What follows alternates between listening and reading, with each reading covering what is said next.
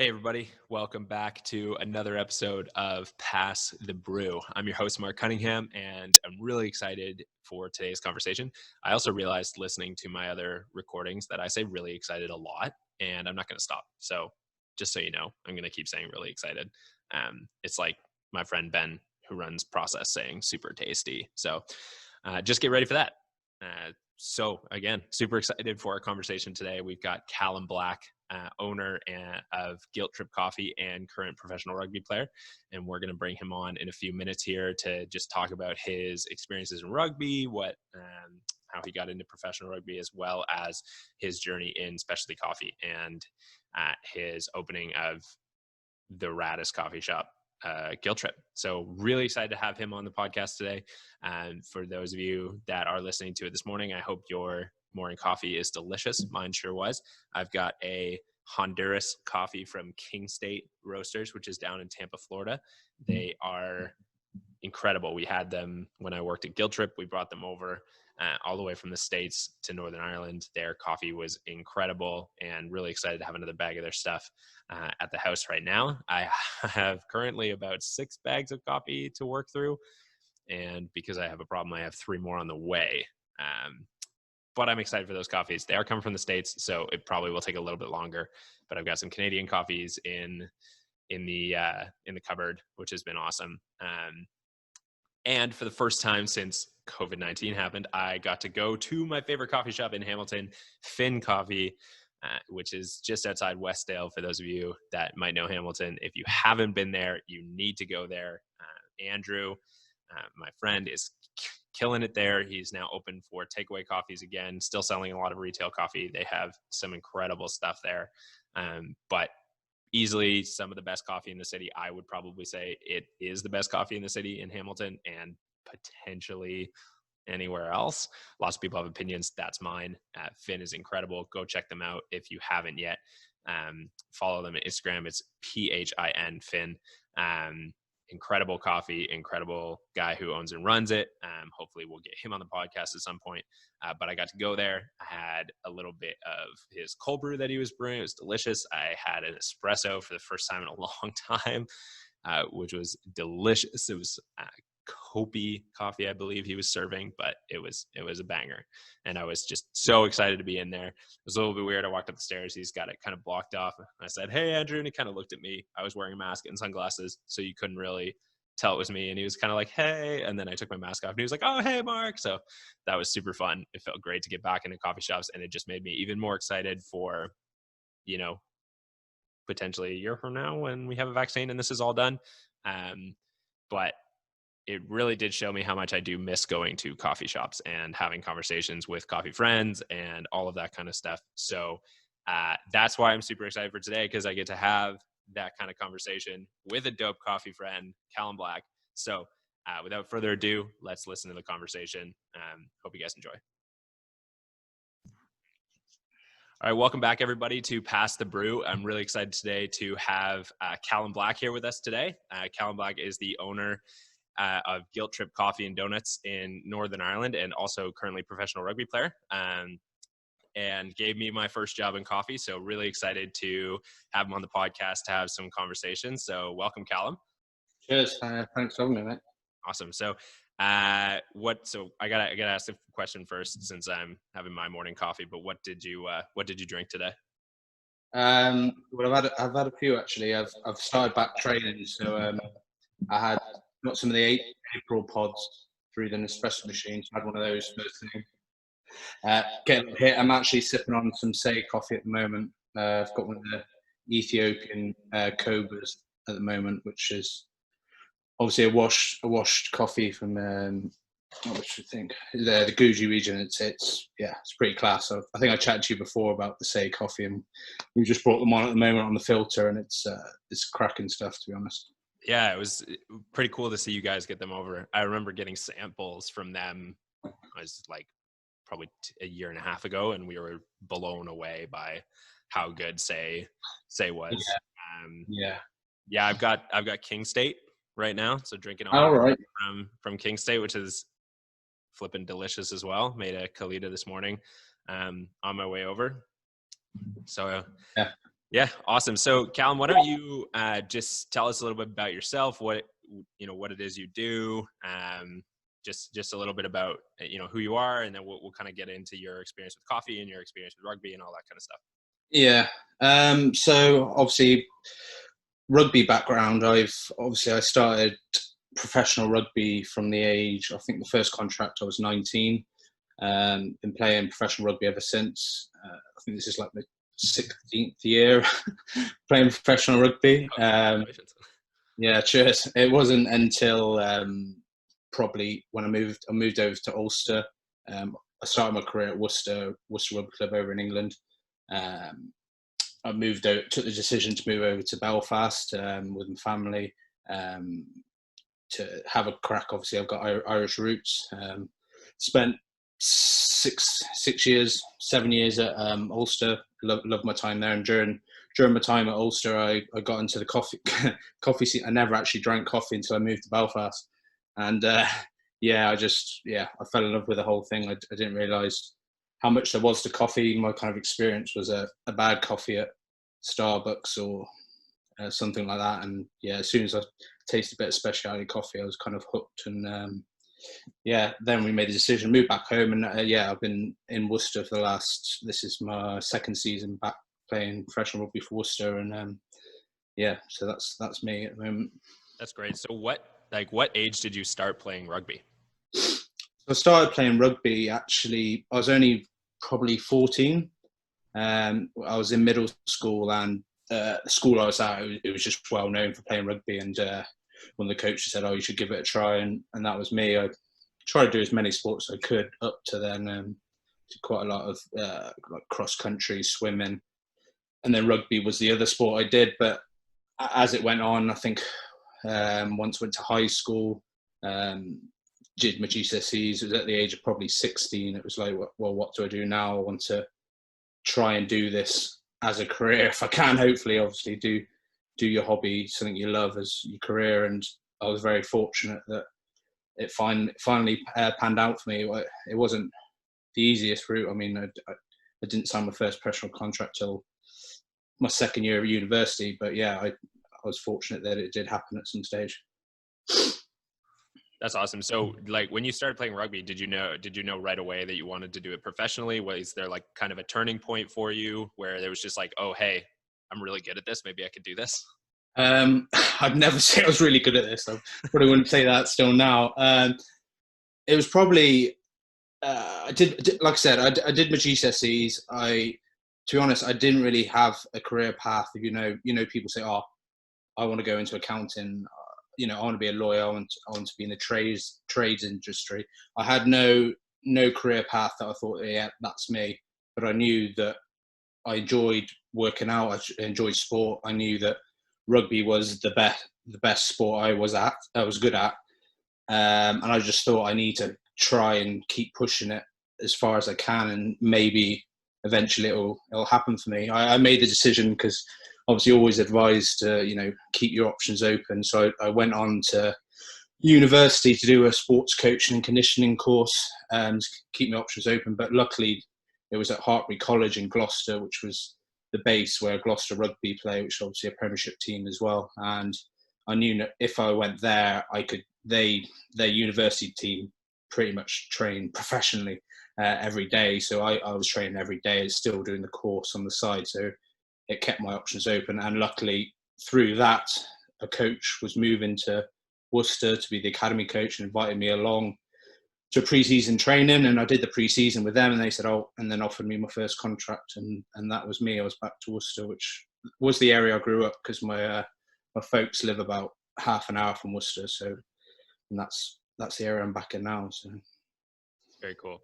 And for some of our listeners, I know like a lot of my friends that will be listening to this podcast don't know a ton about rugby. Some of them will, but just for the people that maybe don't know, especially North Americans, like a lot about how rugby is played, what the positions are, what position do you play, and was your kind of role throughout the game? Right. So yeah, I play prop, well, loose head prop, which is one of the forwards. When you have the scrums, we're at the front of the scrum, which is the front row, which is you have two props, loose heads on the left, tight heads on the right, and you've got the hooker in the middle. Obviously, we're at the front of it when you're scrummaging, and it's interesting. It's probably not the easiest position. It's quite tough. We're obviously that I like to say politely with the larger lads of the team.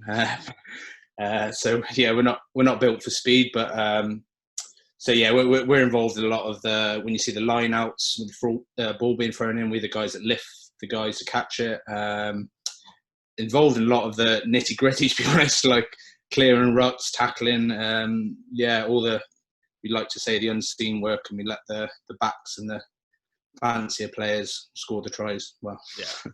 So similar, kind of in football, we the offensive line, guys in the trenches who don't get a whole lot of their recognition, but are the cause of a lot of reasons. There's open field for a play or something like that.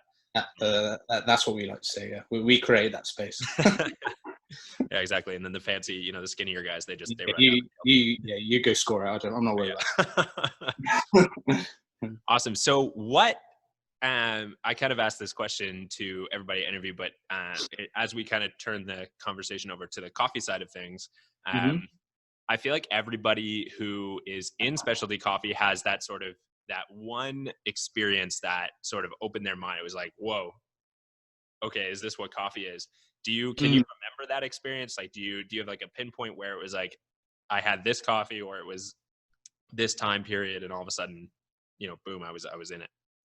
Yeah, like I say, it kind of happened where obviously I was playing rugby in Ulster at Belfast, and we were the whole kind of way we go about training. You do your session, and then everyone meets up and breaks and goes for a coffee, sits out in a coffee shop for an hour or so in between sessions. And it got to a stage where like I can't go in here and get a drink. I need to get a coffee or something just to fit in, to be honest, because it's me with a hot chocolate or something. So I literally just thought I'm gonna have to give this a crack. I probably, if I'm being honest, I probably had a mocha to start, just to ease my way in. But it was from there that, like I say, you obviously know how Belfast is. It's full of independent coffee shops, and I first experienced that mocha, which I thought, okay, then there's a bit to this, not just my perception of coffee was kind of like burnt, really strong. Probably just going off the smell. Like I say, I didn't really ever really taste much coffee before that.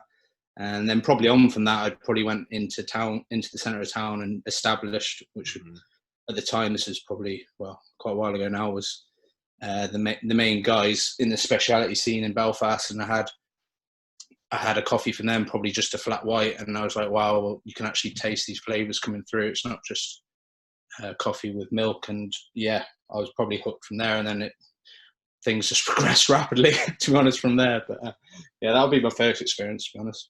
Yeah. And then, so for those of you that don't know, Callum also has an Instagram account called Baldy Barista, which where he practices latte art and shows all these really fancy coffees that I'm always really jealous of.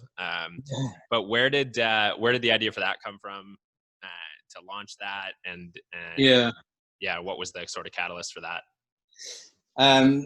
So obviously, like you say, I'd got into coffee and started brewing it at home, watching YouTube videos, watching other people on Instagram, and it was a bit of fun, to be honest. I mean, everyone calls me Baldy, and obviously my hair's been going for the last 10, 15 years, but they were like, oh, just having a bit of fun, like I was passionate about coffee, and it was more a bit of to follow my own progress, to be honest. And probably if I was making a V60 or making a recipe of coffee, and I was like, geez, I need to kind of remember what I did here, I just kind of post it, and I can refer back to it rather than making notes or something. So it was kind of a bit of that, just a bit of fun, and kind of just progressed on from there. And I thought, oh, I'll make a logo, and yeah, it is just a bit of fun, like I say. But as you see with my account, it's progressed, and it took over my kitchen everywhere I've been, and yeah, it's just evolved really. But yeah, it was mainly a bit of fun. But yeah, and so to make the people listening to this podcast even a little bit more jealous about your coffee setup, tell us what setup you've got at home. What are you rocking right now? Yeah, so at the moment I've got a Lamazocca, the Linear Mini, which I've had for quite a few years now. I had the Sage Barista Express, which you guys probably call the Breville.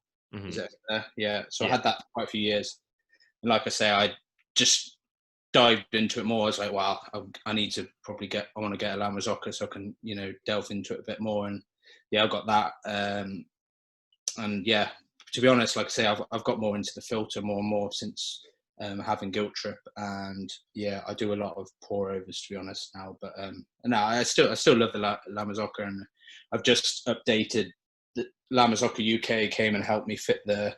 I don't know if you've seen the new app that they brought out where you can have it all controlled by the app with the temperature of your Oh, boiler, sick. and That's you can do cool. pre-infusion. It's a pretty cool app. So Wow, I'm that's spend, awesome.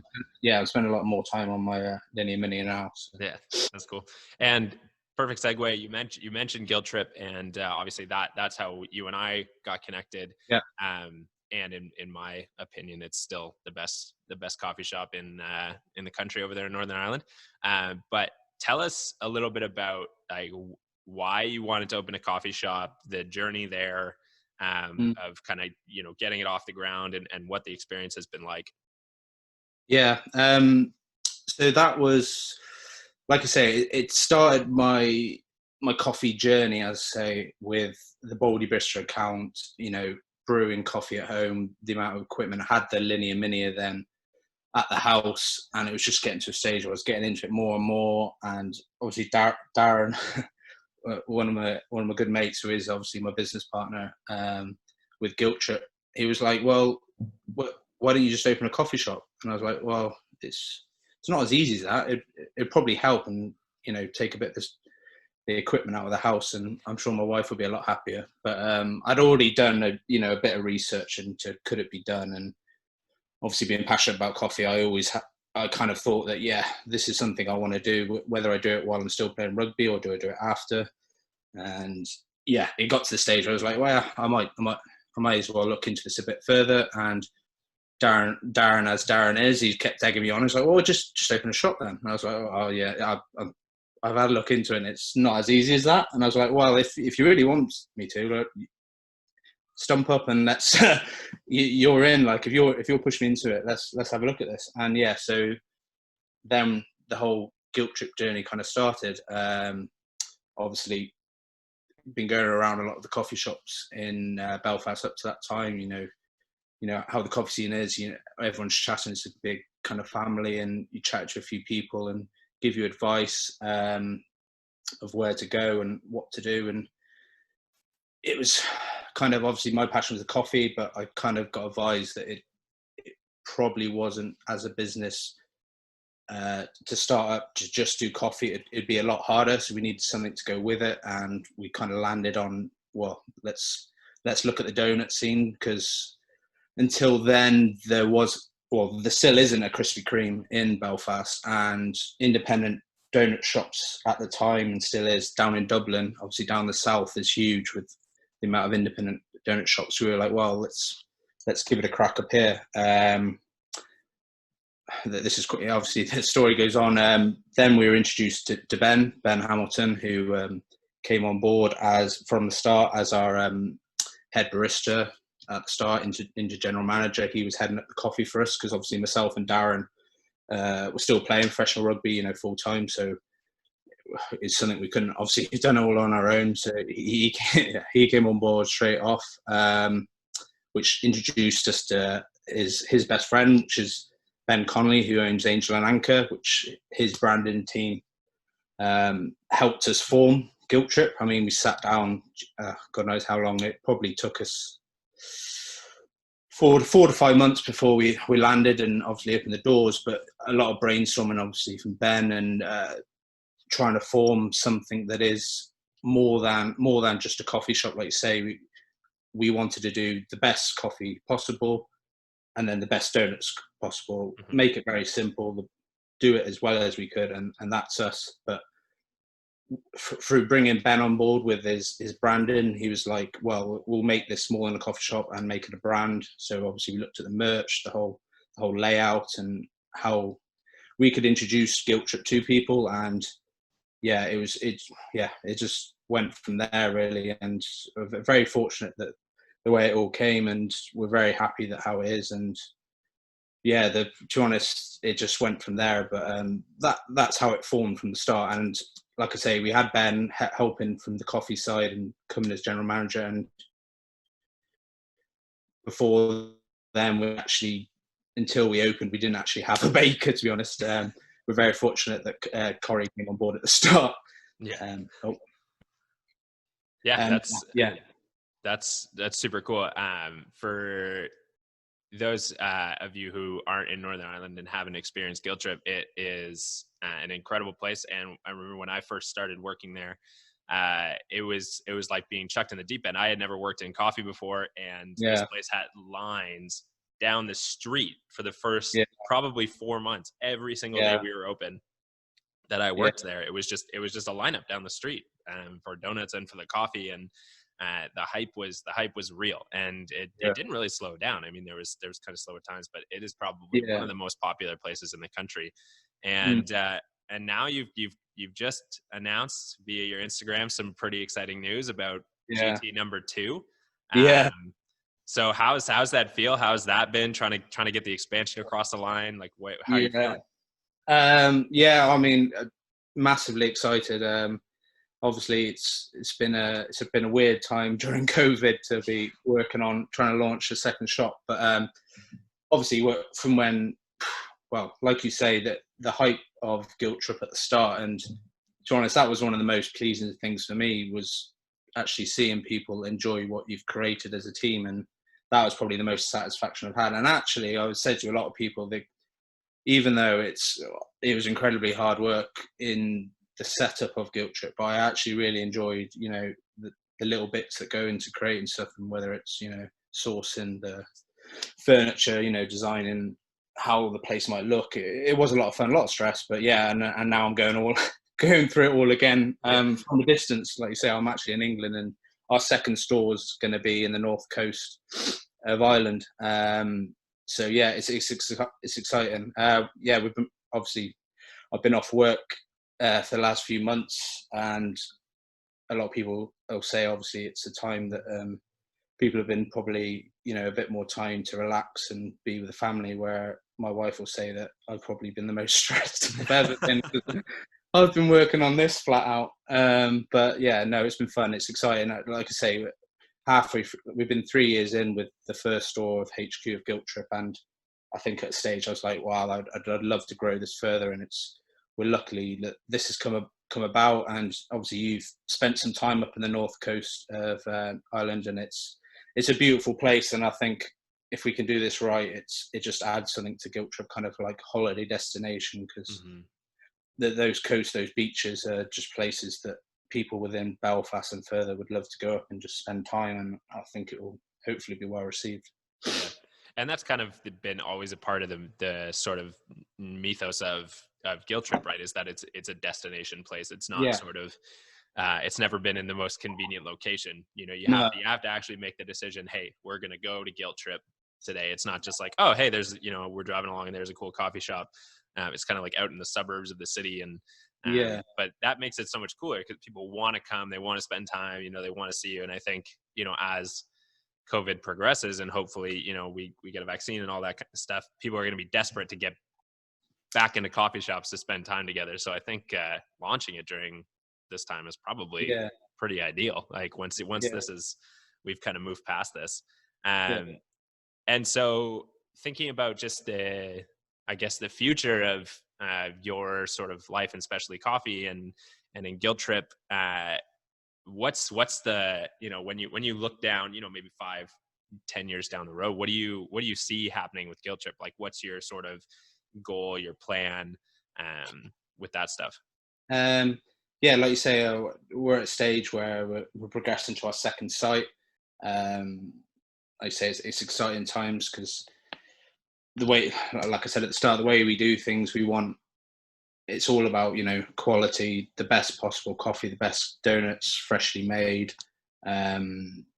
great customer service. It's one of those things where we have to be very careful where we grow, because we're not just not overnight, but say a year down the line, we're not going to be 100 stores and on every high street, because like you said, the way the brand's been created, it's, guilt trip, we're kind of a destination, stop off and enjoy the vibe in the shop and then move on for the rest of your day, because it's not a place that people, obviously we don't do a full spread of food, that it's not a place you spend the whole day at, but we're hopeful that if we can find the right locations, then we can grow to more sites. And my vision is that if we can do it right, then there's no reason Guilt Trip can grow. Obviously, we'll have the 2 stores in Northern Ireland, and me situated now in England. That I'd love to bring it over to England. I'm pretty sure it'd be well received here. And like I say, we just keeping the brand right. That if we ever do grow past where we're at now, that we're very careful. And like I say, in 5 years' time, if we've got the 2-3 shops within Northern Ireland, and then I bring it to England, there's no reason we can grow to more stores, and we'll take it from there. But that's awesome. Okay, I don't want to hold on to you for too much longer here, but just a couple of quick questions before we head out. First question is, of the Guilt Trip donuts, for those of you that have experienced them, you'll know, but what is your favorite? What's your all-time favorite GT donut? This will be really boring, but it's probably just the glaze, the ring glaze. Yeah, vanilla glaze. That's a classic, man. When they're straight out of the bakery in the morning. That's what I say. If you can get that fresh out when it's just come out, it is. Oh man, yeah, game changer. And then we have recently, since we brought out the vegan donuts, we obviously do the espresso glaze with the crumb. And to be honest, that is ridiculously good as well. So yeah, that's my. I think it's more the way I feel, that being a bit of a foodie, if I get a filled donut, I feel like I just make such a mess and everyone's watching me. So I'm more conscious of that I'm just literally filling my face with a filled donut. I look a bit more civilized. Yeah, the bakers aren't messing around when they fill those things. They're packed. Yeah, fill them to the brim. And then last question for you. What is one coffee brand that you have yet to try that you really want to get your hands on? Oh, jeez. I'm not sure. Not that I've tried them all. I mean, there probably is some, but I can't think off the top of my head. Like I say, I have tried to try most coffee roasters, to be honest, but I'll have to think. Yeah, pretty. Working at Guilt Trip was actually. Is it 5 cents? Cents? Are they Australian? Yes. Okay. I think I know which one you're talking about. Let me find them. Yeah. We were pretty spoiled working at Guilt Trip, being a multi-roaster and having new coffees every 6 weeks from new roasters. And yeah, it was, we got to try a fair amount of. Yeah, 5 cents is one I haven't tried, but that's Australian, like I say, we obviously at the start, being a multi-roaster, we tried to obviously get as many roasters from all over, and very fortunate, like you say, but 5 cents is one I haven't tried. That's great. Well, Callum, I appreciate you taking the time to chat with me this morning for me and the afternoon for you.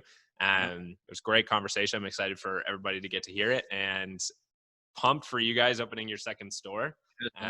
Bummed that I'm in Canada for it, but when we come over, once all this is gone and we can travel again, we'll be at both for sure. So thanks again for your time. We'll meet up for a brew over there. Yeah, absolutely. All right, man. Have a good day, and enjoy the rest of your week. Cheers, mate. So I hope you guys enjoyed our conversation with Callum. He is an awesome dude. And again, he's the one who gave me my start in coffee as a profession. Took a chance on me. I'd never worked in cafes before, and hired me on as a Canadian in Northern Ireland. And I love working at Guilt Trip, and for Callum and for Darren, who were the best owners ever. So it was a great conversation. We were pumped to have Callum on the podcast, and hope that you guys enjoyed learning. Hope you learned a little something about what it's like to own a coffee shop, what it's like to play professional rugby. Hope you just enjoyed listening to Callum and myself talk about stuff that we like, and hope you were able to sort of, just have this time as a little bit of an escape and time of entertainment and things like that.